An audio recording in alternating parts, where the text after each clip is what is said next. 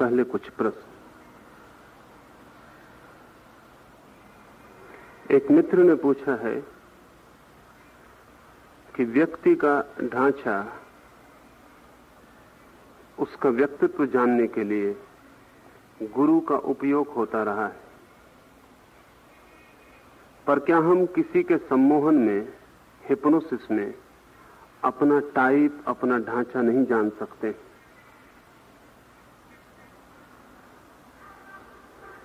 क्या सम्मोहन का प्रयोग साधना के लिए खतरनाक भी हो सकता है?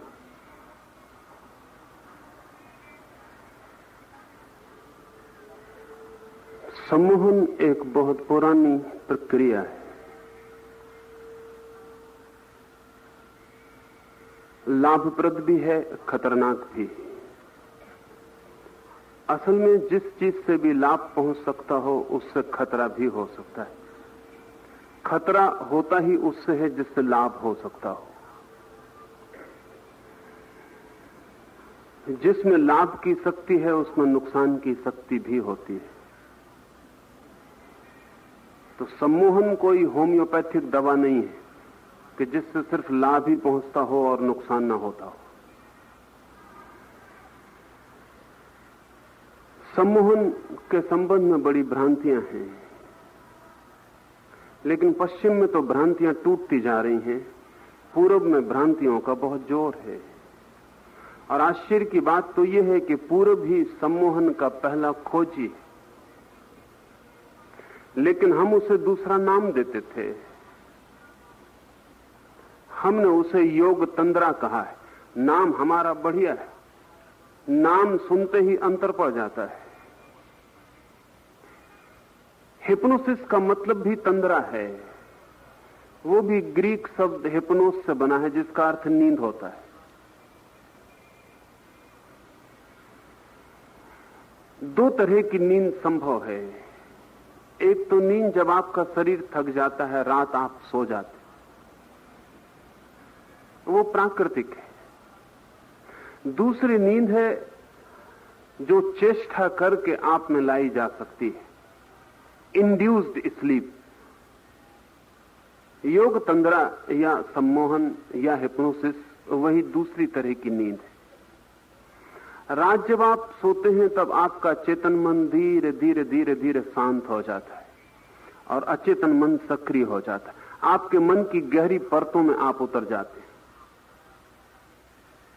सम्मोहन में भी चेष्टा पूर्वक यही प्रयोग किया जाता है कि आपके मन की ऊपर की परत जो रोज सक्रिय रहती है उसे सुला दिया जाता है और आपके भीतर का मन सक्रिय हो जाता है। भीतर का मन ज्यादा सत्य है, क्योंकि भीतर के मन को समाज विकृत नहीं कर पाया।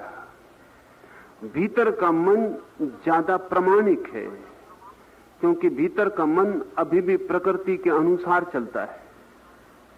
भीतर के मन में कोई पाखंड, कोई धोखा, भीतर के मन में कोई संदेह, कोई शक शुबह कुछ भी नहीं है। भीतर का मन एकदम निर्दोष है।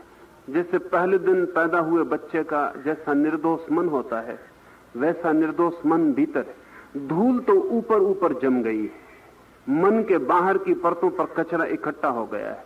भीतर जैसे हम प्रवेश करते हैं वैसा शुद्ध मन उपलब्ध होता है। इस शुद्ध मन को हिप्नोसिस के द्वारा संबंधित, हिप्नोसिस के द्वारा इस शुद्ध मन से संपर्क स्थापित किया जा सकता है। स्वभावतः लाभ भी हो सकता है, खतरा भी। अगर कोई खतरा पहुंचाना चाहे तो भी पहुंचा सकता है, क्योंकि वो भीतर का मन संदेह नहीं करता है। उससे जो भी कहा जाता है वो मान लेता है, वो परम श्रद्धावान है। अगर एक पुरुष को सम्मोहित करके कहा जाए कि तुम पुरुष नहीं स्त्री हो, तो वो स्वीकार कर लेता है कि मैं स्त्री हूं। उससे कहा जाए कि अब तुम उठ के चलो, तुम स्त्री की भांति चलोगे, तो वो पुरुष जो कभी स्त्री की भांति नहीं चला, स्त्री की भांति चलने लगेगा। उस पुरुष को कहा जाए कि तुम्हारे सामने ये गाय खड़ी है और वहां कोई भी नहीं खड़ा है, अब तुम दूध लगाना शुरू करो, तो वो बैठ के दूध लगाना शुरू कर देगा।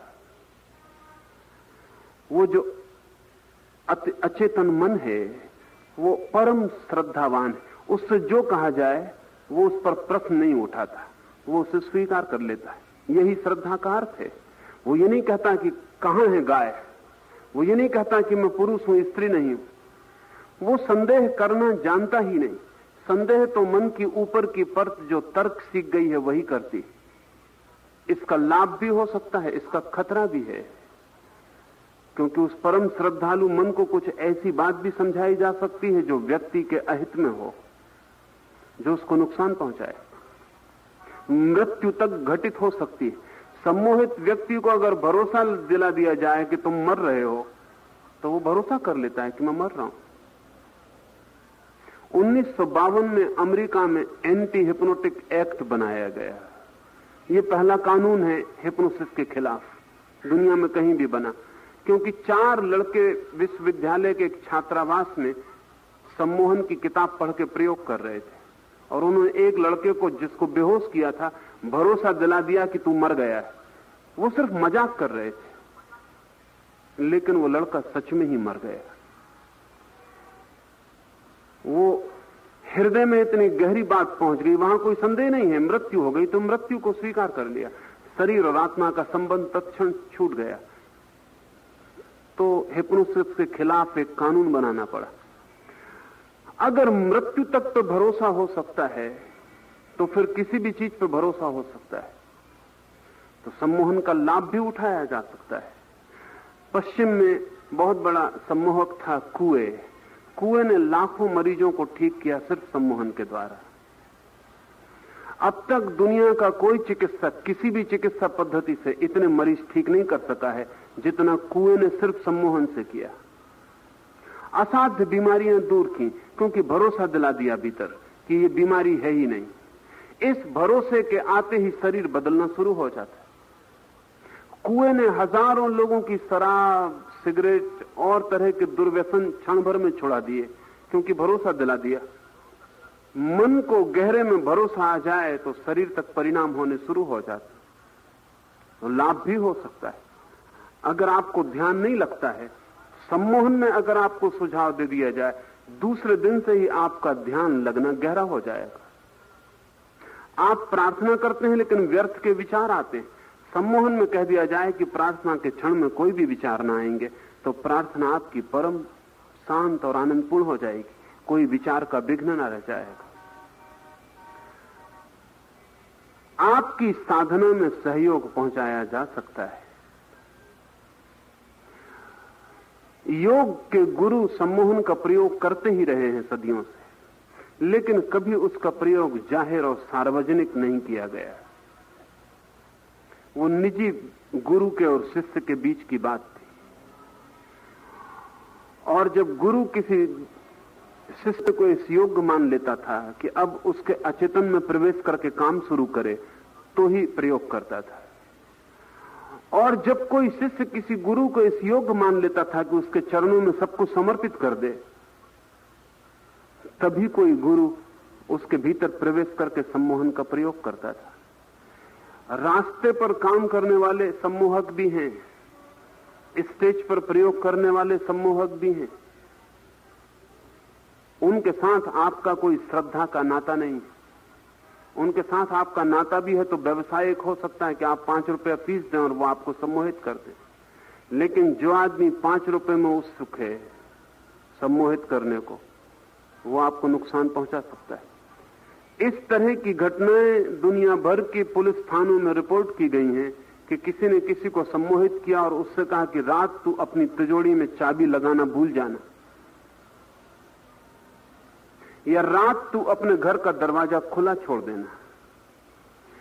पोस्ट हिप्नोटिक सजेशन, आपको अभी बेहोश किया जाए, आपको बात के लिए भी सुझाव दिया जा सकता है कि आप 48 घंटे बाद ऐसा काम करना, तो आप 48 घंटे बाद वैसा काम करेंगे, और आपको कुछ समझ में नहीं आएगा कि आप क्यों कर रहे हैं, या आप कोई तरकीब खोज लेंगे, कोई रैशनलाइजेशन कि मैं इसलिए कर रहा हूं।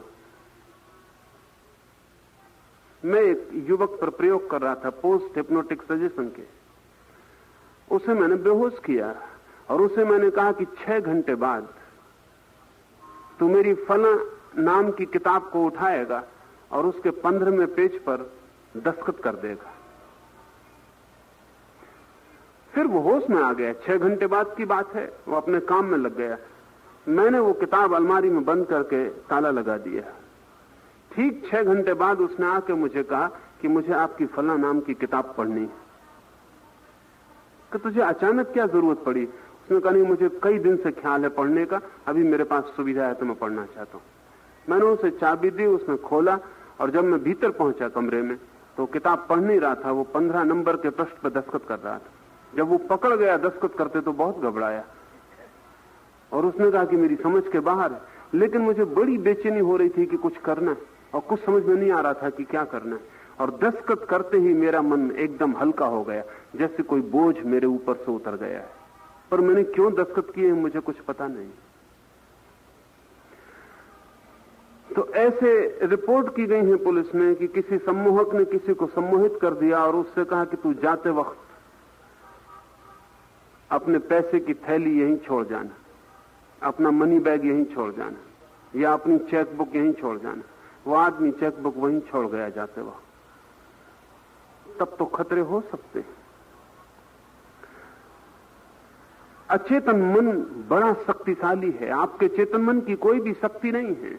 आपका चेतन मन तो बहुत ही कमजोर है। इसलिए तो आप संकल्प करते हैं कि सिगरेट नहीं पीऊंगा, छोड़ दूंगा, और घंटे भर भी संकल्प नहीं चलता, क्योंकि जिस मन से आपने किया है वो बहुत कमजोर मन है, उसकी ताकत ही नहीं है कुछ। अगर यही संकल्प भीतर के मन तक पहुंच जाए तो ये महाशक्तिशाली हो जाता, फिर उसे तोड़ना असंभव। सम्मोहन के द्वारा व्यक्ति का ढांचा खोजा जा सकता है, लेकिन सम्मोहित ऐसे व्यक्ति से ही होना जिस पर परम श्रद्धा हो। व्यवसायिक सम्मोहन करने वाले व्यक्ति से सम्मोहित मत होना, क्योंकि उसकी आत्म उत्सुकता ही व्यवसायिक है। आपसे कोई आत्मिक और आंतरिक संबंध नहीं है, और जब तक आत्मिक और आंतरिक संबंध ना हो तब तक किसी व्यक्ति को अपने इतने भीतर प्रवेश करने देना खतरनाक है। इसलिए गुरु तो प्रयोग करते रहे, लेकिन इस प्रयोग को सदा ही निजी समझा गया है, ये सार्वजनिक नहीं है। 2 व्यक्तियों के बीच की निजी बात है। कभी कभी तो ये प्रयोग पूरा भी तभी हो सकता है जबकि बहुत निकट और प्रगाढ़ संबंध हो। जैसे कि स्टेज पर कोई सम्मोहन कर रहा है आपको, तो आप कितना ही सम्मोहित हो जाएं, आपके भीतर एक हिस्सा असम्मोहित बना रहता है, क्योंकि आपको डर तो रहता ही, पता नहीं ये आदमी क्या करवाए। तो अगर वो कहे कि गाय का दूध लगाओ तो आप लगा लेंगे, वो कहे कि आप स्त्री की तरह चलो तो चल लेंगे। लेकिन अगर वो कोई ऐसी बात कहे जो आपके अंतःकरण के विपरीत पड़ती है, अनुकूल नहीं पड़ती है, या आपकी नैतिक दृष्टि के एकदम खिलाफ है, तो आप तत्क्षण जाग जाएंगे और इंकार कर देंगे। जैसे किसी जैन को जो बचपन से ही गैर मांसाहारी रहा है, सम्मोहित करके अगर कहा जाए कि मांस खा लो, वो फौरन जग जाएगा, वो सम्मोहन टूट जाएगा उसी वक्त। किसी सती स्त्री को जिसका अपने पति के प्रति कभी किसी के प्रति कोई भाव पैदा नहीं हुआ है, अगर उसे कहा जाए सम्मोहन में कि इस व्यक्ति को चूम लो, उसकी फौरन नींद खुल जाएगी, सम्मोहन टूट जाएगा।